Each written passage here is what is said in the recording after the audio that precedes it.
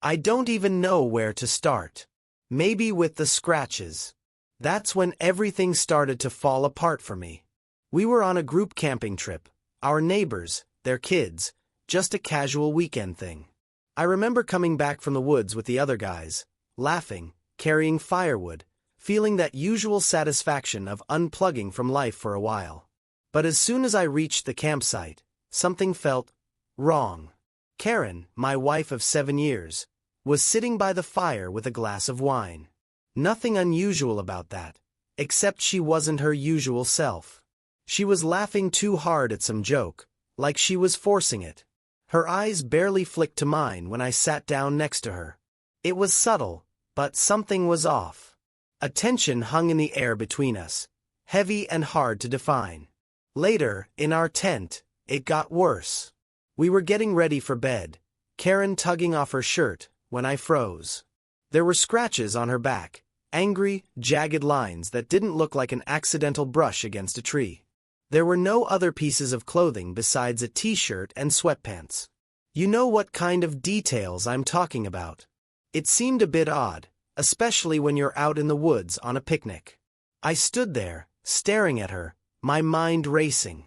"What happened to your back?" I asked, keeping my voice as calm as I could manage. She shrugged, not even looking at me. "Oh, that. I scratched myself somewhere in the woods. Probably a branch. I didn't buy it. And your clothes." Karen sighed, like I was asking about something as trivial as a lost sock. "I got hot. Sweated through them. Took a few things off and left them behind." It was the way she said it, so dismissive, like none of this mattered. But those scratches, they didn't look like branches. They looked deliberate, like someone's nails had raked across her skin. But I didn't press her. Not yet. That night, as Karen fell asleep beside me, I stared at the ceiling of the tent, my chest tight with a mix of confusion and dread. Something was wrong. I just didn't know what yet. The next morning, I couldn't shake the unease. Karen was acting different. She avoided looking at me directly, her movements jittery, almost like she was deliberately keeping her distance. When I tried to kiss her on the cheek, she turned away, pretending to focus on making coffee. Then I noticed Lance, our neighbor, standing on the side of the campsite. He is 28 years old. He was only 4 years younger than Karen, but there was something about the way he avoided my gaze that set me on edge. At first, I brushed it off. It was a group camping trip. Everyone kept to themselves sometimes. But then I saw it. The glance. Karen and Lance exchanged this quick, almost imperceptible look when they thought no one was watching. It wasn't the kind of look you give someone casually. It was loaded, heavy. I told myself I was overreacting. I was tired, the scratches were messing with my head, and maybe Karen was just feeling awkward after our conversation last night. But then came the phones. Karen's phone buzzed constantly throughout the morning. At first, I didn't think much of it. She texted her sister, Donna, all the time. But something about the way she was texting today felt different. Her fingers flew across the screen, her lips twitching, and it was noticeable how nervous she was. And then I noticed Lance. He had his phone out too, sitting a few yards away from the group. He'd type something, glance around, and seconds later, Karen's phone would light up. It wasn't a coincidence. I started timing it, watching from the corner of my eye. Each time he typed, Karen's phone would buzz almost immediately. I couldn't take it anymore. "Who are you texting so much?" I asked, keeping my tone light. Karen didn't even look up. "Donna. We're talking about Mom."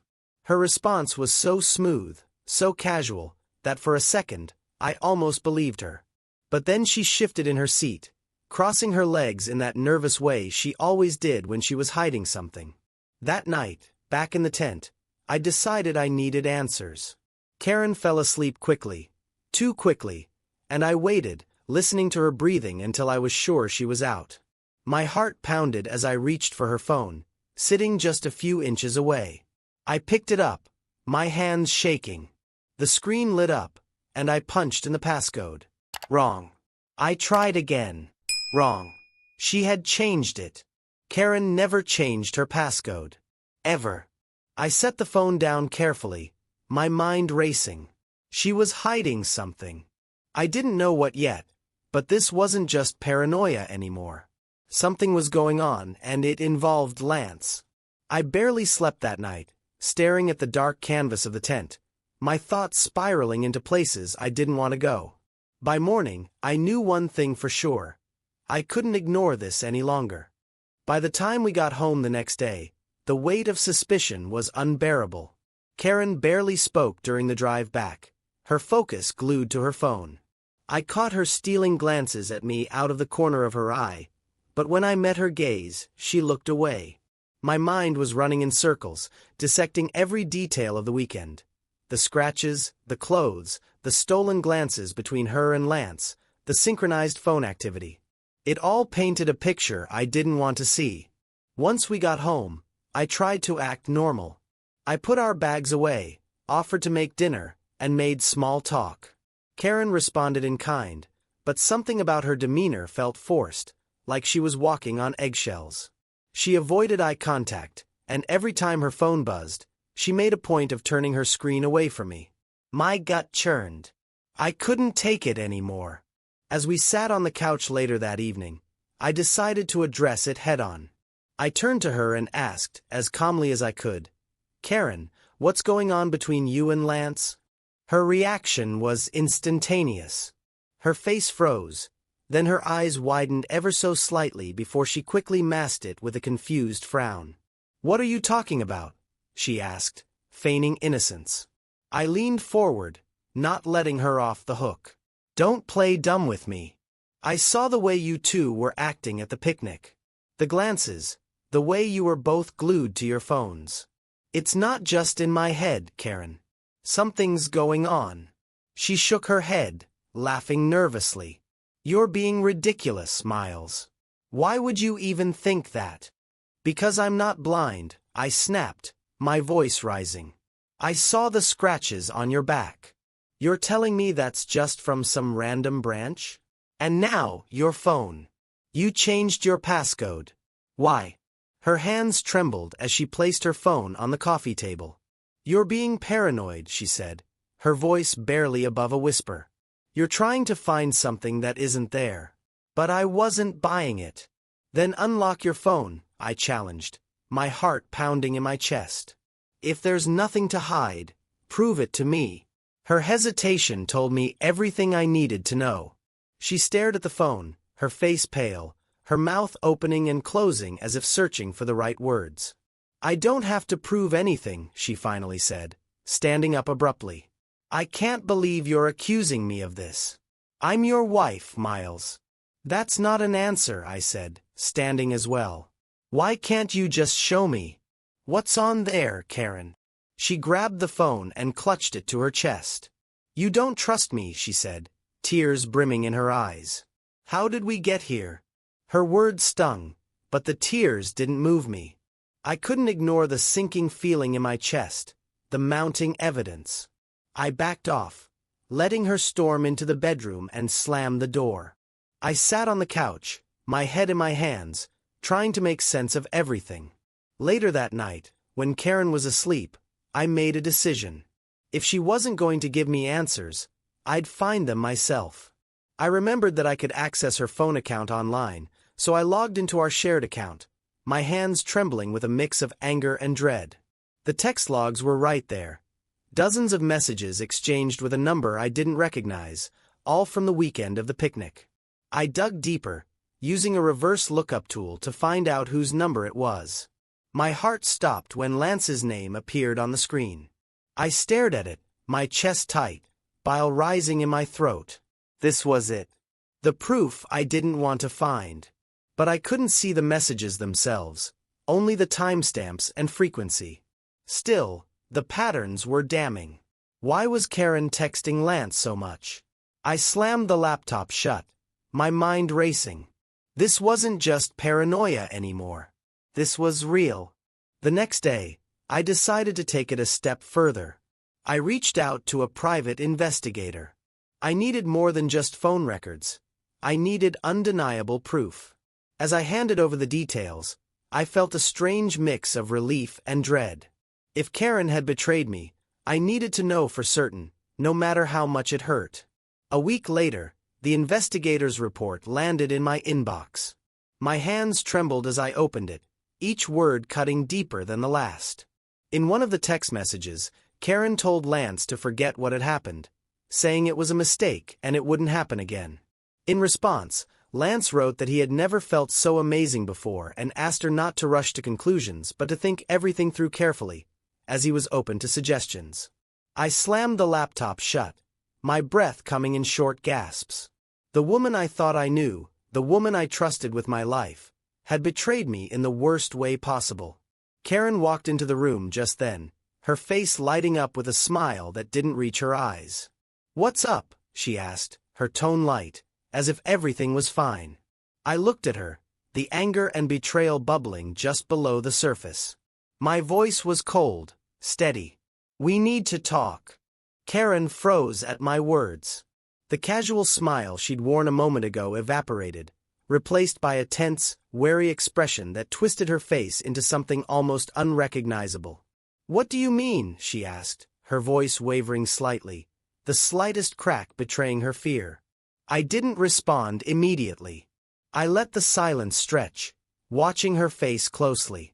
Her hands fidgeted at her sides, her fingers twitching as if resisting the urge to grab her phone, to shield it, to escape.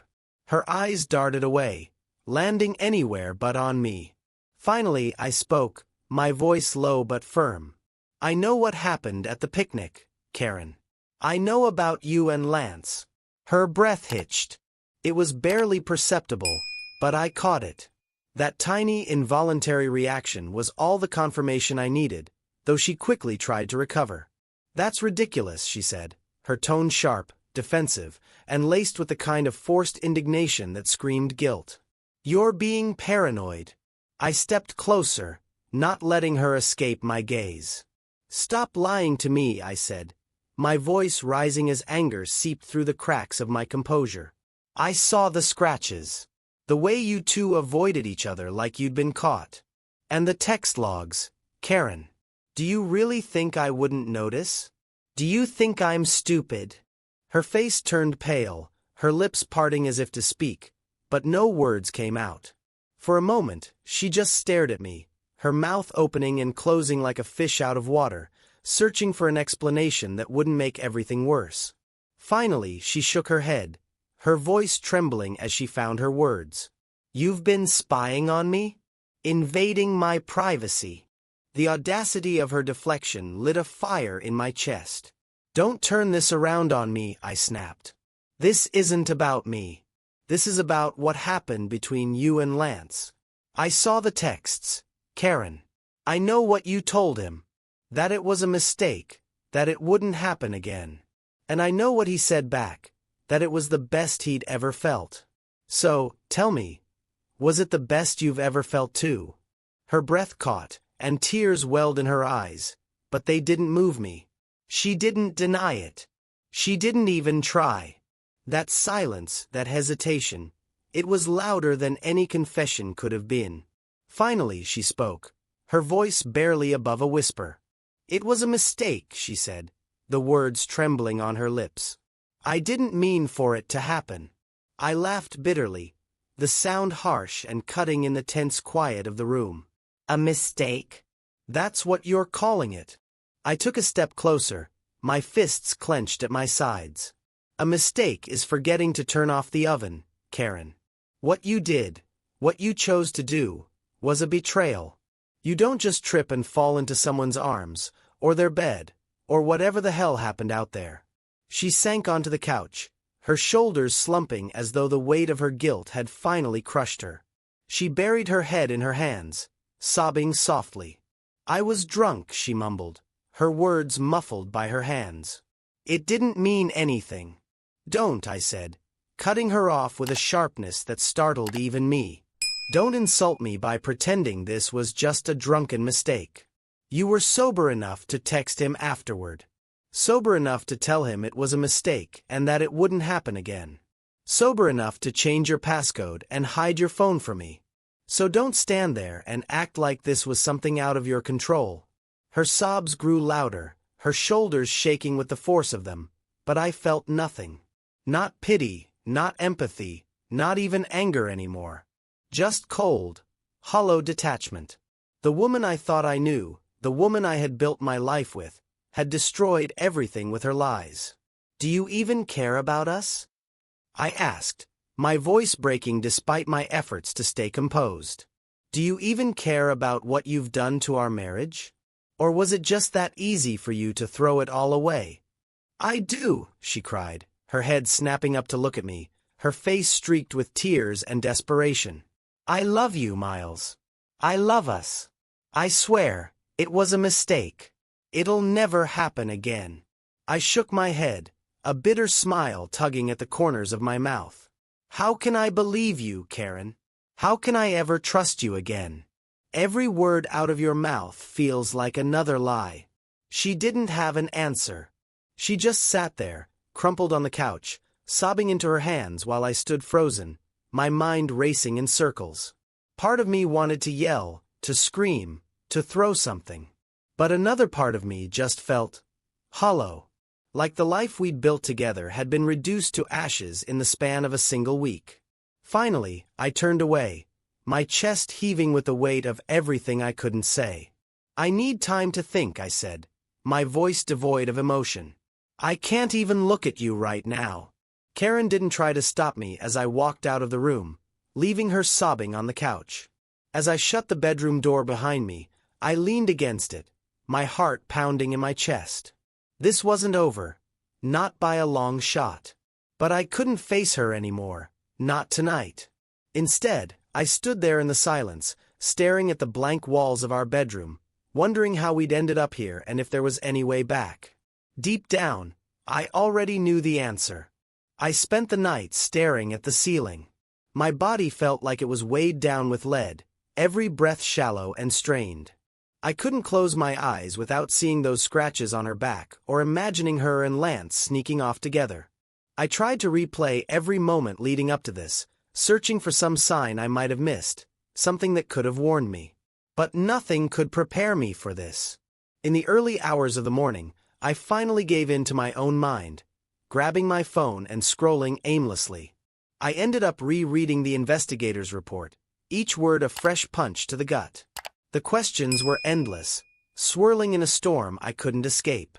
By morning, I felt like I hadn't slept in a century. Karen knocked softly on the bedroom door.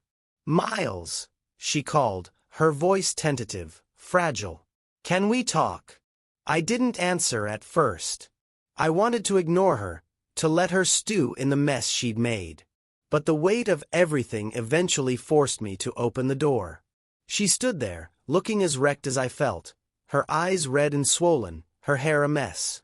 It was like seeing a stranger in my wife's skin. I know you hate me, she said quietly, not meeting my eyes. And I don't blame you. I stepped aside, letting her into the room without a word. She sat on the edge of the bed, wringing her hands in her lap. I stayed by the door, arms crossed, waiting for her to say something worth hearing. I don't even know where to start, she began, her voice cracking. I know I've hurt you. I know I've betrayed your trust. But I love you, Miles. I swear to God, I love you. I let out a bitter laugh. Funny way of showing it. Her head dropped, her hands clutching at her knees. It wasn't supposed to happen. I was drunk, and I don't even know what I was thinking. It was stupid. It was wrong. And I regret it more than anything. Do you regret it? I asked, my voice sharp. Or do you regret getting caught? She flinched like I'd slapped her. I regret everything, she whispered. I've been trying to figure out how to fix this, how to fix us. But I don't even know where to start. You can't just fix this, Karen. You can't undo what you did. Do you have any idea what it feels like to be in my shoes right now? To know that while I was out there thinking everything was fine, you were with him. Tears spilled down her cheeks, but I didn't stop. You didn't just hurt me, Karen. You destroyed everything. How am I supposed to believe a word you say now? How am I supposed to trust you again? She didn't answer. She just cried, her shoulders shaking, her sobs muffled by her hands. Part of me wanted to comfort her, to tell her it would be okay, but I couldn't. It would have been a lie. Nothing about this was okay. For hours, we sat in the stifling silence, interrupted only by her occasional apologies and my curt, bitter responses. By the time the sun had set again, I was exhausted. Physically, emotionally, mentally. I told her I needed space, and she nodded, retreating to the living room without a word. I stared out the window, watching the streetlights flicker on one by one. My life felt like it was crumbling around me, every piece slipping through my fingers. And yet, there was still a small part of me that wanted to hold on, to fight for what we had. But could I? Should I? I didn't know the answer. All I knew was that nothing would ever be the same again. The days that followed felt like I was living in a fog. Karen tried. God, she tried. She kept apologizing, pleading with me to go to counseling, to work through this together. But I couldn't shake the images in my head. The scratches, the texts. It was like a movie that kept playing on a loop, and I couldn't find the stop button. I'd been sleeping in the guest room since the confrontation, though I barely slept at all. Karen left me notes, long, heartfelt apologies that I couldn't bring myself to read. They sat unopened on the nightstand, taunting me with the possibility of forgiveness I wasn't ready to entertain. One night, as I sat alone in the dark, I realized something. I wasn't just angry. I wasn't just hurt. I was mourning. Mourning the life we'd built together, the trust we'd shared, the version of Karen I thought I knew. That woman was gone, replaced by someone I couldn't recognize. By the end of the week, I knew I had to make a decision. I couldn't keep living like this, suspended in limbo, suffocated by betrayal and uncertainty. I needed to take back control. That Friday, I asked Karen to sit down with me. She looked hopeful, her eyes searching mine for any sign that I was ready to forgive her. But as I started to speak, her expression crumbled. I've thought about this a lot, I began, my voice steady despite the storm raging inside me. And I don't think I can move past what happened. Her lips parted, but no words came out. I pushed forward before she could interrupt. You broke something, Karen. Something I don't think can be fixed. I don't trust you anymore. And without trust, there's no foundation for us to rebuild on. She reached for my hand, but I pulled away. Please, Miles, she whispered. Don't do this. Don't throw us away. I shook my head, tears pricking the corners of my eyes. I'm not the one who threw us away, Karen. You did. You made that choice when you decided to be with him. She started crying, her sobs loud and raw. It was a mistake. I was stupid, and I'll regret it for the rest of my life. But we can get through this. We have to. I stood, my legs feeling like they might give out beneath me. Maybe you can live with what happened, but I can't. I can't stay here, pretending everything's okay when it's not. Her voice cracked as she called after me. What about everything we've been through? Doesn't that mean anything to you? I stopped at the doorway, my back to her. It meant everything to me, I said quietly. But now it's just a memory. I packed my things that night. Not everything. Just enough to get me through a few weeks. Karen didn't try to stop me, though I could hear her crying as I carried my suitcase to the car. Driving away from the house we'd shared for years felt surreal, like I was leaving a part of myself behind. I checked into a small hotel on the edge of town. It wasn't much, but it gave me space to think, to breathe. For the first time in days, I felt a strange sense of relief. The weight of trying to fix something irreparable was gone, replaced by a bittersweet clarity. Over the next few weeks, I started piecing my life back together. I went back to work, met up with friends, and focused on myself for the first time in years. It wasn't easy. There were nights I lay awake, haunted by memories of Karen's laugh, her touch, the life we'd shared. But those moments became fewer and farther between. Karen texted me a few times, mostly long, emotional messages about how sorry she was, how much she missed me. I didn't respond. I wasn't ready, and I didn't know if I ever would be. One evening, as I sat in my car outside the hotel, staring at the glow of the city lights, I thought about Lance. About Karen. About the life I'd left behind. A part of me wanted closure, wanted answers. But another part of me knew that closure didn't come from them, it came from within. I don't know what the future holds. Maybe one day I'll forgive Karen, or at least stop feeling the sting of her betrayal. Maybe I'll find someone else, someone who values the trust and love I have to give. Or maybe I'll just focus on myself, learning how to be happy on my own. For now, though, I'm taking it one day at a time. And that's enough. The next step I took was to file for divorce. Do you think I did the right thing? Share your thoughts in the comments below this video.